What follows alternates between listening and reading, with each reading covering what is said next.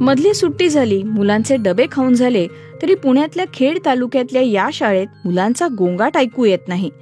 कुणी आपल्याच हाताची उशी करून त्यावर डोकं टेकवलेलं असतं, तर कोणी दप्तरातनं आणलेलं पांघरुण अंगावर ओढून जमिनीवर शांतपणे पहुडलेलं असतं. वर्गांच्या बंदिस्त भिंती आणि बेंचची शिस्त नसलेल्या कनेरसरी गावातल्या जालिंदर नगर जिल्हा परिषदेच्या प्राथमिक शाळेतली मुलं रोज डबा खाल्ल्यानंतर अर्धा तास झोपतात. खेडेगावामध्ये हा पूर्वीपासून शेतकरी काम दिवसभर केल्यानंतर तो पहाटेपासून कामाला लागायचा. तर दुपारच्या त्या न्याहारीनंतर जेवणानंतर थोडा वेळ, आपण त्याला मराठीमध्ये आपल्या ग्रामीण भाषेमध्ये अंग टाकणं म्हणतो, त्याला झोपणं म्हणत नाहीत. थोड्या वेळासाठी ते झोपतात आणि त्या थोड्या वेळाच्या झोपेमध्ये चांगल्या प्रकारचं रिलॅक्स होतं शरीर पण, मन आणि मेंदू पण. पुन्हा ज्यावेळेस ते उठतात त्यावेळेस ते अतिशय फ्रेश असतात, काही गोष्टी शिकण्याची, नवीन जाणून घेण्याची किंवा काही काम करण्याची. तर ह्या सगळ्या सकाळच्या वेळेसारखं मुलं पुन्हा त्या योगनिद्रेतून उठल्यानंतर तितकेच फ्रेश असतात. दुपारची झोप झाल्यानंतर रोज अवांतर वाचनाचा तास असतो.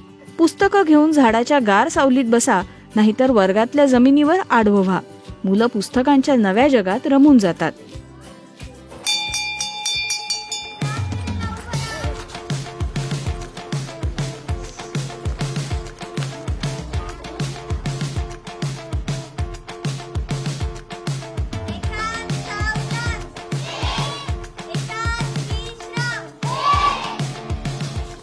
शिरूरच्या वाबळेवाडीसारखाच याही शाळेचा वारे गुरुजी कायापलट करतायत.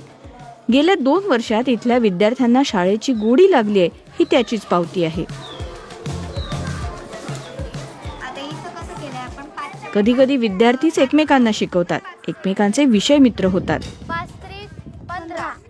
एक गोष्ट इतक्या 28-29 वर्षाच्या आमच्या अनुभवानंतर लक्षात आलेली की मुलं शिक्षकापेक्षा मुलांकडून अधिक चांगल्या पद्धतीने शिकतात. बेरीज सोडवायची, मग आधी आधी तसं लिहून घ्यायचं. 1-2 वर्ष वयाने मोठे असतील बाकीच्यांपेक्षा आणि एकदा शिकवलेलं त्यांना परिपूर्ण समजत असेल किंवा स्वतः अभ्यास करून काही गोष्टी समजून घेण्याची त्यांची कॅपॅसिटी असेल, तर अशी जी मुलं आहेत आणि ह्या मुलांसोबत बाकीच्या मुलांचे काही ग्रुप जोडून दिले तर ही मुलं सगळ्या शंका त्याविषयी मित्राला विचारतात.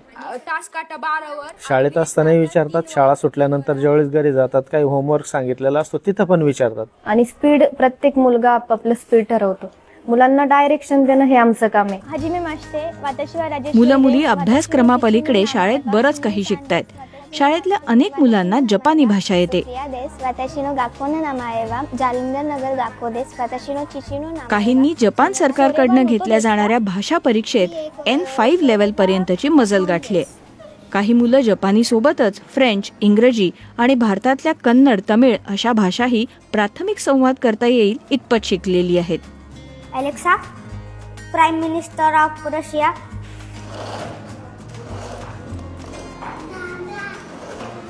ही शाळा कौशल्यावरती भर देते. शाळेतच मुलांना 22 प्रकारची कौशल्य शिकवली जातात असं शिक्षक सांगतात. त्यात चित्रकला, हस्तकला, ज्वेलरी बनवणं, प्लंबिंग, सुतारकाम, ब्युटिफिकेशन स्किल्स आणि अगदी कोडिंग आणि 3D ॲनिमेशनही शिकवलं जातं, तेही त्यांचा कल पाहून. काय दिसते? अडचणी येतात, लहान मुलांना लहान बनवूनच शिकवावं लागतं. आपण पण त्यांच्यासारखं बनवून शिकवावं लागतं. माझं शिक्षण MSc इन ऑर्गॅनिक केमिस्ट्री. मी इथे मुलांना कोडिंग शिकवते. जे कोडिंगचे प्रोग्राम आहेत ते त्यांना इंटरेस्ट कसा येईल असे प्रोग्राम शिकवतो आणि त्याच्यानंतर मग स्पेलिंग, पाठांतरण ते स्वतःच करतात. छान चाललंय ना. इथली आणखीन एक खासियत म्हणजे शाळा बऱ्यापैकी लोकसहभागातून चालते. तर लोकसहभागातून सगळे लोक म्हणजे जे पालक आहेत ते मला पगार देतात. ही झाडं वगैरे सगळी पालकांनी आणि विद्यार्थ्यांनीच मिळून लावलेली. मुलांची शाळा नाही वाटत, ही शाळा आमची म्हणून आम्हाला वाटते. पहिली मुले इंग्लिश मिडियमला शिकत होते, परंतु मला तिथली शिक्षण पद्धती नाही आवडली, म्हणून मी तिथून काढून जिल्हा परिषदेच्या शाळेमध्ये टाकली. सगळ्या शाळांना सुट्टी होती तरी या शाळेत मुलं रोज येत होती. अगदी मोकळ्या वातावरणामुळे सुट्टीतही मुलांना शाळा हवी हवीशी वाटत होती.